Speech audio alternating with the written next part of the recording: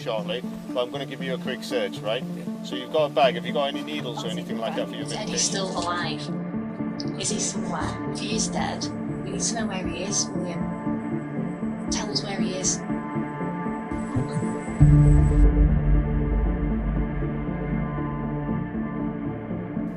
This is Eddie Forrester. This is the last known sighting of him on CCTV. When Eddie was reported missing, officers attended the flat where he lived, and they noticed a smell of cleaning products coming from a nearby flat, and also some blood outside, which led them to investigate further.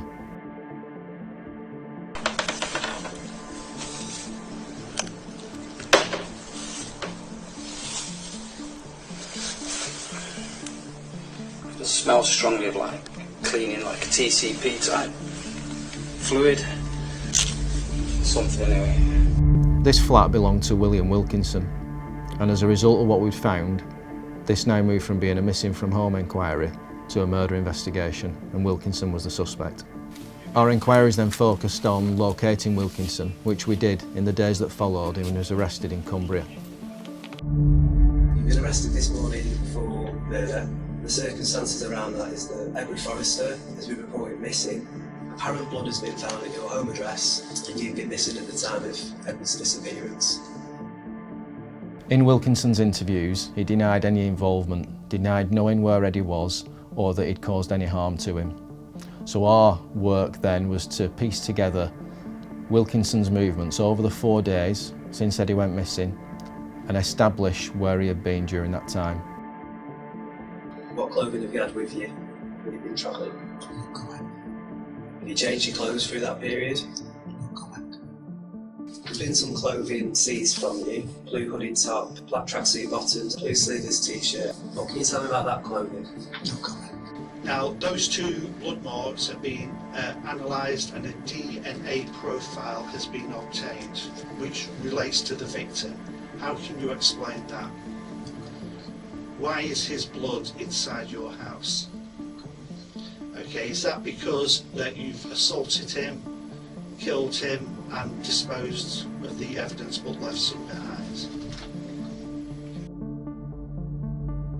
In the days that followed Eddie going missing, we established that Wilkinson had been seen going around the Blackpool area, often carrying shopping bags, going to waste bins and disposing of bags. We suspect that that contained evidence in order to cover his tracks. As well as disposing of evidence, Wilkinson did try and go about his normal routine, again in an effort to cover up for what he'd done. He went to a car boot sale, he went to shops, he went and put bets on, but he also went and changed his appearance, moving from having a beard and overgrown hair to being clean shaven with a close cut. As inquiries progressed, we moved the investigation back to Cumbria, and officers went to a location at Ashes Lane, just near to Kendal, and that was the first occasion where, sadly, parts of Edward's remains were recovered.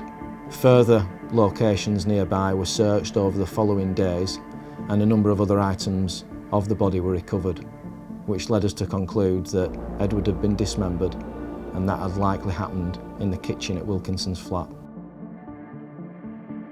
Wilkinson pleaded guilty in October 2023 of Eddie's murder, but he only did so faced with overwhelming evidence, and at no point told us what had happened, admitted his guilt prior to that, or assisted us in finding Eddie's body.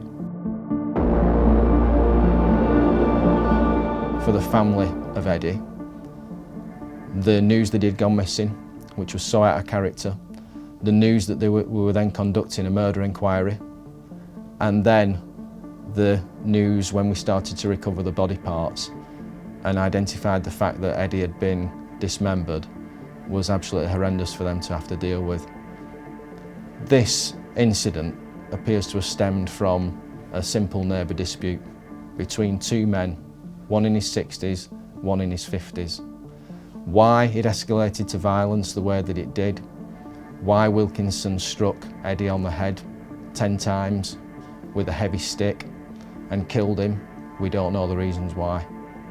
Moreover, we've no idea what led him, a man with no previous convictions, to cut up Eddie's body in his kitchen and then go about a real meticulous, methodical, systematic approach to disposing of evidence, covering his tracks and trying to make good his escape.